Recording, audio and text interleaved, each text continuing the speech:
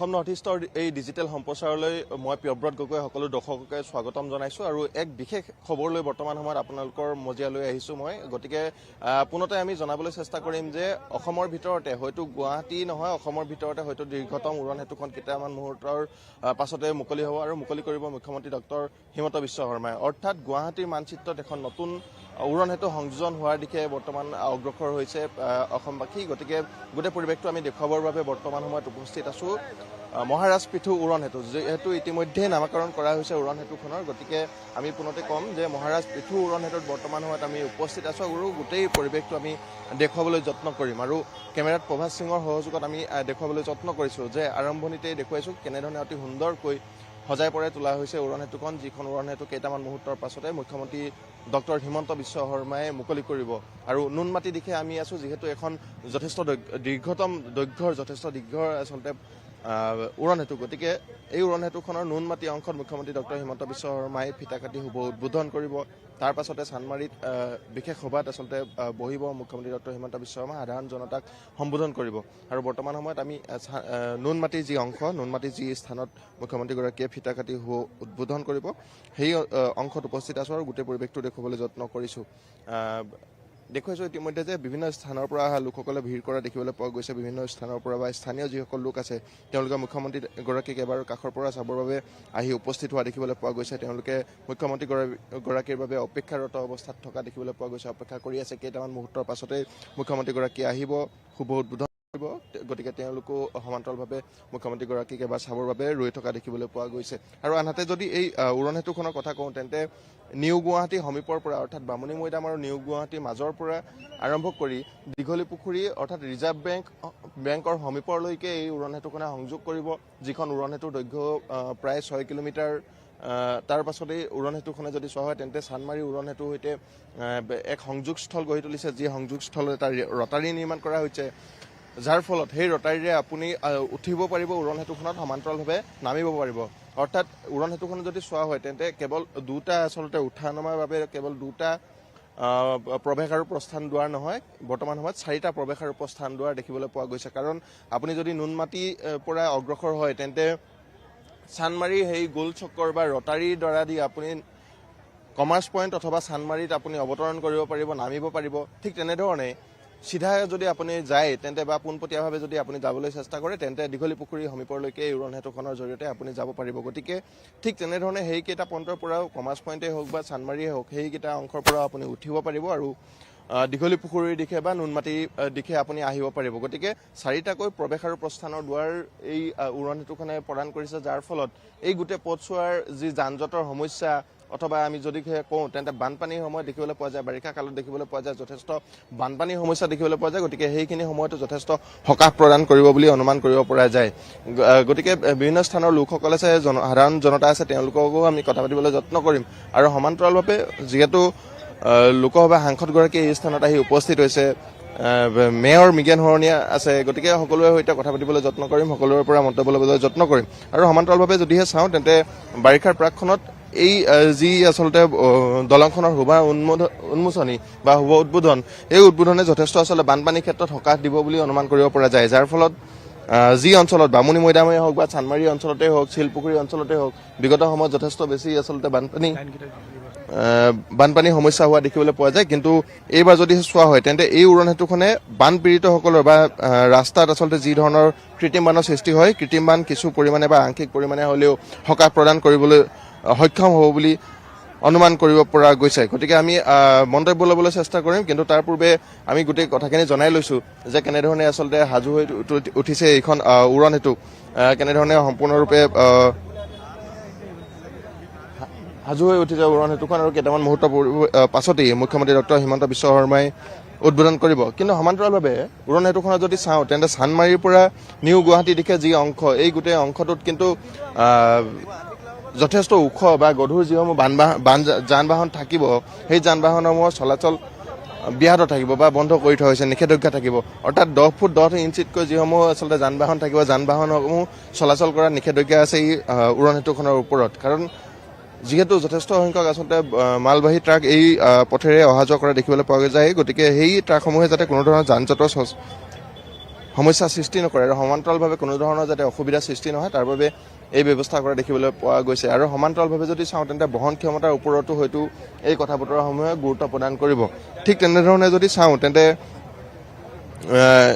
850 কোটি টকাৰ ব্যয় সাপেক্ষে এই উৰণ সেতুখন নিৰ্মাণ হোৱা বুলি ইতিমধ্যে জানিব পৰা গৈছে, যাৰ ফলত 3 বছৰৰ সময়সীমা আছিল যদিও প্ৰায় 18 মাহৰ ভিতৰতে নিৰ্মাণ কাৰ্য সম্পন্ন কৰিছে এই উৰণ সেতুখনৰ, যাতে ৰাইজলৈ অতি সোনকালেই উৰণ সেতুখন প্ৰদান কৰিব পাৰি, ৰাইজৰ সুবিধাৰ্থে সেৱাৰ্থে ৰাইজৰ ওচৰত অৰ্পণ কৰিব পাৰি। তাৰ বাবে অতি সোনকালেই আচলতে খুব কম দিনৰ ভিতৰতে এই দলংখন মুকলি কৰি দিয়া দেখিবলৈ পোৱা গৈছে। গতিকে যথেষ্ট সকাহ হ'ব, যথেষ্ট সুবিধা হ'ব বুলি সকলোৱে বৰ্তমান সময়ত অনুমান কৰিছে, সকলোৱে বৰ্তমান সময়ত কথাবোৰ ভাবিছে আৰু আমি মন্তব্য ল'বলৈ চেষ্টা কৰিম, কথা পাতিবলৈ চেষ্টা কৰিম লোকসকল যিহেতু আছে, যে কেনেধৰণে ভাবিছে, কেনেধৰণে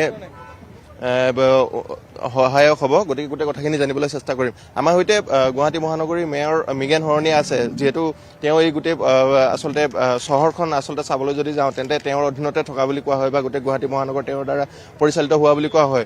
গতিকে তেওঁৰ পৰা আমি জানিম যে দলংখন হৈছে প্ৰায় 6 কিলোমিটাৰ দৈৰ্ঘ্যৰ দলং, গতিকে যান জঁটৰ সমস্যাখিনি বিগত দিনসমূহত যথেষ্ট শুনিবলৈ পোৱা গৈছিল, যথেষ্ট দেখিবলৈ পোৱা গৈছিল আৰু সমান্তৰালভাৱে বাৰিষাৰ সময়খিনিত যিখিনি আচলতে বানপানীৰ সমস্যা হয়, কৃত্ৰিম বানৰ পৰা যথেষ্ট জোৰ লোৱা হয় চানমাৰী অঞ্চলটো, বামুণী মৈদাম অঞ্চলটো, শিলপুখুৰীলৈকে। গতিকে এই কথাখিনিও সহজ হ'ব বা উপকৃত হ'ব ৰাইজে এই ফ্লাইঅভাৰখনৰ পৰা।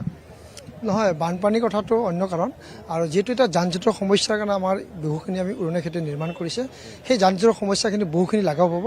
আপুনি যদি এতিয়া উজান বজাৰৰ পৰা যদি আপুনি গণেশগুৰি যাব বিচাৰে, যদি আপুনি দীঘলীপুখুৰীৰ পাৰত উঠে, তেতিয়া লগে লগে আপুনি কমাৰ্চৰ পৰা লগে লগে আপুনি হাৰ্ডলি আপোনাৰ 5-6 মিনিটত আপুনি গণেশগুৰি পাব পাৰিব। তো এনেধৰণৰ ব্যৱস্থাৰে এইবিলাক উৰণীয়া সেতু নিৰ্মাণ কৰা হৈছে আৰু যিখিনি নিৰ্মাণ কৰা হৈছে উৰণীয়াখিনি সম্পূৰ্ণভাৱে হ'লে গুৱাহাটীৰ যান জঁটৰ সমস্যা বহুখিনি লাঘৱ হ'ব। তলৰ অংশখিনি যদি চাওঁ তেন্তে পাৰ্কিঙৰ ক্ষেত্ৰতো যথেষ্ট সুবিধা হ'ব।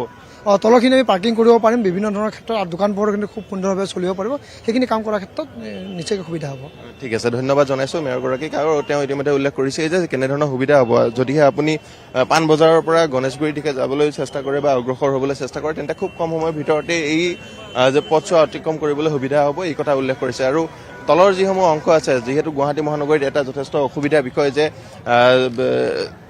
পাৰ্কিঙৰ সমস্যা হোৱা দেখিবলৈ পোৱা যায়, পাৰ্কিং যথেষ্ট কম বা যান বাহনসমূহ পাৰ্কিঙৰ ক্ষেত্ৰত যথেষ্ট অসুবিধাৰ সন্মুখীন হয় সাধাৰণ জনতা। গতিকে তলৰ অংশসমূহ যথেষ্ট পাৰ্কিঙৰ বাবে ব্যৱস্থা কৰা হ'ব, যথেষ্ট পাৰ্কিঙৰ ঠাই ওলাই পৰিব, যাৰ ফলত পাৰ্কিঙৰ সমস্যাটো এক প্ৰকাৰ শেষ হৈ পৰিব। গতিকে লোকসভা সাংসদগৰাকী আছে, বেজুলী কলিতা মেধি আছে, সমান্তৰালভাৱে বিধায়ক সিদ্ধাৰ্থ ভট্টাচাৰ্য আছে, গতিকে বিজেপি নেতা মানস বৰা আছে। আমি তেওঁলোকৰ পৰা জানিবলৈ চেষ্টা কৰিম। বাইদেউ, আপোনাৰ ওচৰলৈ আহিছোঁ। আজি কেইটামান মুহূৰ্তৰ পাছতে হয়তো মুকলি হ'ব, মুখ্যমন্ত্ৰীগৰাকীয়ে মুকলি কৰিব প্ৰায় 6 কিলোমিটাৰ দৈৰ্ঘ্যৰ এখন উৰণ সেতু, যিখনে গুৱাহাটী মহানগৰীৰ বহুকেইটা অঞ্চল সংলগ্ন কৰিব আৰু সমান্তৰালভাৱে 4টাকৈ প্ৰৱেশ আৰু প্ৰস্থানৰ দুৱাৰ আছে, যাৰ ফলত ৰাইজৰ সুবিধা হ'ব। কেনেধৰণে চাইছে গোটেই কথাখিনি?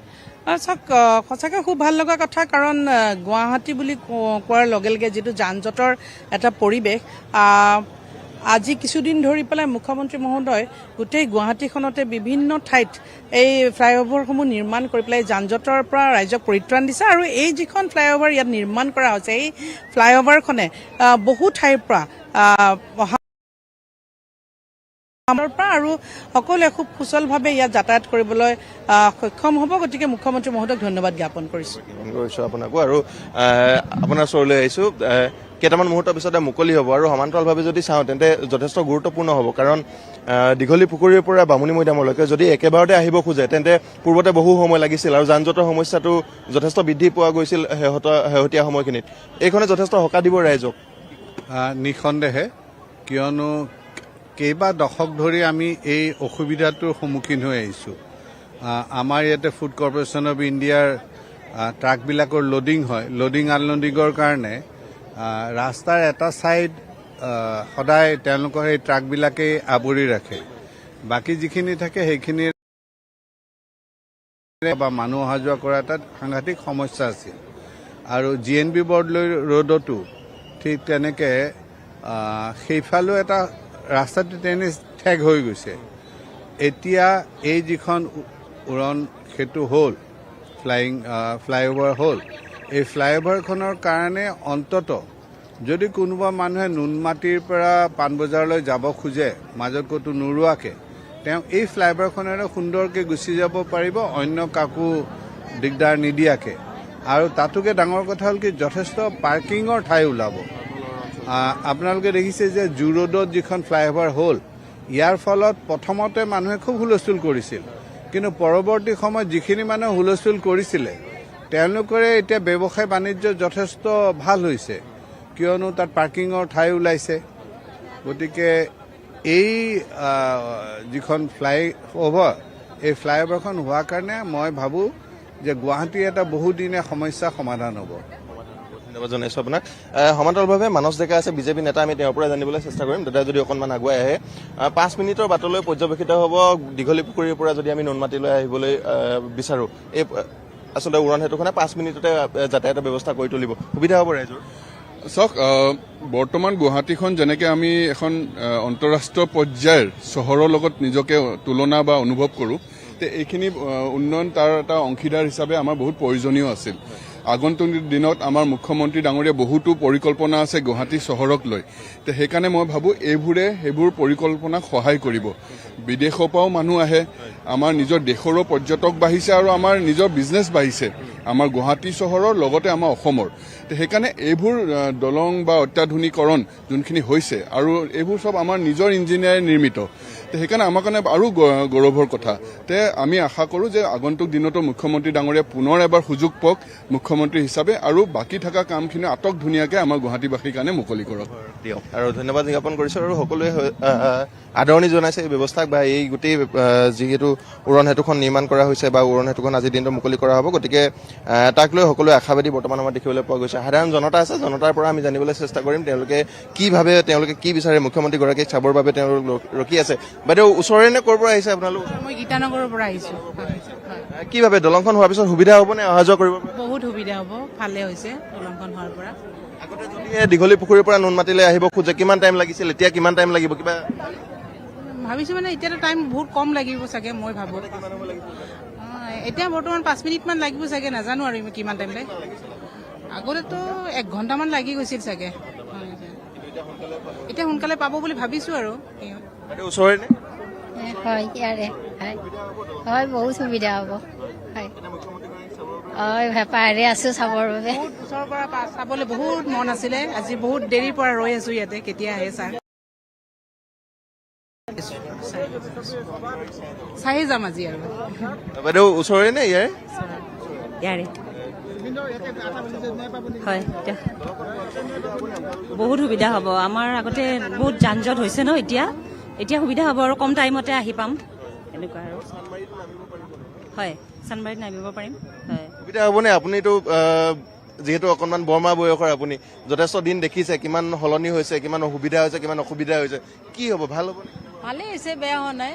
এতিয়া বানপানীৰ পৰাও অলপমান আমাৰ এইখিনি পানী বহুত মানে পাহাৰৰ পৰা নামি আহে, পানী দ হয়, বহুত অসুবিধাৰ সৃষ্টি হৈ যায়। এতিয়া কমচে কম মানুহখিনি অলপ শান্তি পাব, ওপৰেদিও যাব পাৰিব, তলেদিও যাব পাৰিব, নলাৰ পানীটো ৰৈ নাথাকিব।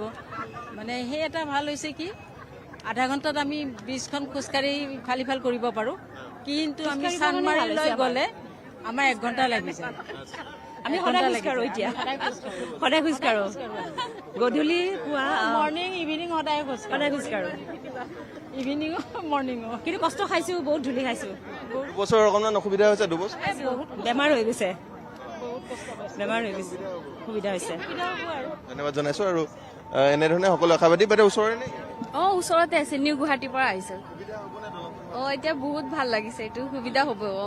এতিয়া মামাক আজি চাবই আহিছোঁ, বেচিকেলি এইটোৱে চাব আহিছোঁ মামাকে। আৰু যদিহে আপুনি দীঘলী পুখুৰীলৈ যায় তেন্তে চিধাকেতো যাব পাৰিবই, আৰু নুনমাটি আপুনি চানমাৰী আৰু নামিব পাৰি, চানমাৰীত নামিব পাৰি, এইটোও সুবিধা হৈছে, ভাল হৈছে। চব সুবিধা দিছে মামাই। গতিকে হয়, সকলোৱে স্বাগতম জনাইছে এই যি ব্যৱস্থা কৰিছে বা এই যি ব্যৱস্থা হাতত লৈছে মুখ্যমন্ত্ৰীগৰাকীয়ে। প্ৰায় 2 বছৰ আগতে কাম আৰম্ভ হোৱা দেখিবলৈ পোৱা গৈছিল, বা 2023 চনৰ যদি চাওঁ তেন্তে শেষৰ ফালৰ পৰা এই গোটেই কামসমূহ আৰম্ভ কৰা দেখিবলৈ পোৱা গৈছিল উৰণ সেতু। কিন্তু সেই সময়ত বিভিন্ন ধৰণৰ বিতৰ্কৰ সূচনা হৈছিল, বহুতো লোক আহিছিল যিসকলে আচলতে উৰণ সেতুখনৰ বিৰোধিতা কৰা দেখিবলৈ পোৱা গৈছিল। কিন্তু আজিৰ দিনটোত যদি তাৰ ছবিখন চাবলৈ যোৱা হয়, সেই একেখন ছবি যদি আজিৰ দিনটোত চাবলৈ যোৱা হয় তেন্তে বিপৰীত এখন ছবি কিন্তু দেখিবলৈ পোৱা গৈছে। সকলোৱে আচলতে দলংখনৰ বাবে সকলোৱে যে উপকৃত হ'ব, সকলোৱে যে ভাল হ'ব, এই কথাই সকলোৱে কোৱা দেখিবলৈ পোৱা গৈছে। এই কথাই সকলোৱে আচলতে কোৱা দেখিবলৈ পোৱা গৈছে আজিৰ দিনটোত। ঠিক তেনেধৰণে সমান্তৰালভাৱে আমি এখন বিশেষ বৰ্ড দেখুৱাবলৈ চেষ্টা কৰিম। কেমেৰাত প্ৰভাস সিঙৰ সহযোগত আমি দেখুৱাম যে height restriction, maximum height 3.30 metre. যদি ফুট হিচাপত আমি গণনা কৰোঁ তেন্তে 10 ফিট 10 ইঞ্চ, অৰ্থাৎ এই যিখন বেনাৰ লগোৱা আছে এডাল আচলতে নিৰ্দিষ্ট উচ্চতাত লগোৱা আছে এই গেটখন, যিখন গেটৰ তলেৰে আচলতে যিসমূহ যান বাহন চাপৰ হয়, এই গেটখনতকৈ যিসমূহ যান বাহন চাপৰ হয় সেই যান বাহনসমূহে অহা যোৱা কৰিব পাৰিব। ইতিমধ্যে অৰ্থাৎ আমি যে উল্লেখ কৰিছিলোঁ যে 10 ফুট 10 ইঞ্চিতকৈ চাপৰ বা অধিক বহন সম্পন্ন যিসমূহ বাহন আছে, অধিক গধুৰ বাহন আছে, সেই বাহনসমূহ চলাৰ নিষেধাজ্ঞা থাকিব। গতিকে এই গেটখনে সেই বাহনসমূহক এই আচলতে দলংখনত অহা যোৱা কৰাত বা চলাচল কৰাত বাধা নিক্ষেপ কৰিব, বাধা প্ৰদান কৰিব। গতিকে এনেধৰণে ব্যৱস্থা কৰা হৈছে। ইয়াত যেনেধৰণে সংস্থাপন কৰা হৈছে ঠিক তেনেধৰণে চানমাৰী অংশটো সংস্থাপন কৰা হৈছে, যাতে সেই স্থানৰ পৰা বা সেই দিশৰ পৰা কোনো ধৰণৰ যান বাহনসমূহ এই দিশে আহিব নোৱাৰে। ঠিক তেনেধৰণে তাতো এখন এনেধৰণৰ গেট সংযোজন কৰা হৈছে, যি গেটতকৈ ওখ যিসমূহ যান বাহন থাকিব সেই যান বাহনসমূহ অহা যোৱা কৰাত বাধা থাকিব। গতিকে এনেধৰণৰ এটা পৰিৱেশ বৰ্তমান সময়ত আমি দেখিবলৈ পাইছোঁ। বিভিন্ন স্থানৰ পৰা লোকসকল আহিছে। কেইটামান মুহূৰ্তৰ পিছতে মুখ্যমন্ত্ৰী ডক্টৰ হিমন্ত বিশ্ব শৰ্মা হয়তো আহি উপস্থিত হ'ব। তেওঁ এই উৰণ সেতুখন উদ্বোধন কৰিব আৰু সমান্তৰালভাৱে ৰাইজৰ বাবে মুকলি কৰি দিব। হয়তো আজি যদিও মুকলি নকৰে তেন্তে খুব 2-এদিনৰ ভিতৰতে, হয়তো খুব কম দিনৰ ভিতৰতে হয়তো মুকলি কৰি দিব এইখন উৰণ সেতু, আৰু যাৰ ফলত বৰ্তমান সময়ত গুৱাহাটী আৰু নুনমাটিৰ দূৰত্ব যথেষ্ট কমি আহিব। কেৱল মাথো কেইটামান মিনিটৰ ভিতৰতে এই যাতায়াত আচলতে পথছোৱাৰ যাতায়াত কৰিব পাৰিব। সমান্তৰালভাৱে 4খনকৈ দুৱাৰ বা প্ৰৱেশ বা প্ৰস্থানৰ বাবে দুৱাৰ ৰখা হৈছে। নুনমাটিত এখন ৰখা হৈছে, এইফালে যদি চাওঁ তেন্তে দীঘলী পুখুৰীৰ সমীপত এখন ৰখা হৈছে। ঠিক তেনেধৰণে কমাৰ্চ পইণ্ট আৰু চানমাৰীত 2খনকৈ দুৱাৰ ৰখা হৈছে, যিকেইখনৰ জৰিয়তে আপুনি বিভিন্ন স্থানত উঠিব বা নামিব পাৰিব। অৰ্থাৎ নুনমাটিৰ পৰা যদি আপুনি দীঘলী পুখুৰীৰ দিশে ৰাওনা হয় বা গণেশগুৰিৰ দিশে ৰাওনা হওঁ বুলি ভাবে, তেন্তে চানমাৰী যি আচলতে প্ৰস্থানৰ দুৱাৰ আছে সেই প্ৰস্থানেদি আপুনি উৰণ সেতুৰ পৰা নামি গণেশগুৰিৰ দিশে অগ্ৰসৰ হ'ব পাৰিব। গতিকে যথেষ্ট সুলভ কৰি পেলাব বৰ্তমান সময়ত এইখনে যাতায়াত ব্যৱস্থা, যথেষ্ট উপকৃত হ'ব ৰাইজসকল। গতিকে কেইটামান মুহূৰ্তৰ পিছতে মুখ্যমন্ত্ৰী ডক্টৰ হিমন্ত বিশ্ব শৰ্মাই এই উদ্বোধন কৰিব আৰু সেই আচলতে বাতৰি আমি পোনপটীয়া সম্প্ৰচাৰ যোগে দেখুৱাবলৈ চেষ্টা কৰিম। কিন্তু বৰ্তমানলৈ মই প্ৰিয়ব্ৰত গগৈ আৰু কেমেৰাত প্ৰভাস সিঙৰ সহযোগত আমি ইমানতে বিদায় মাগিছোঁ। ধন্যবাদ।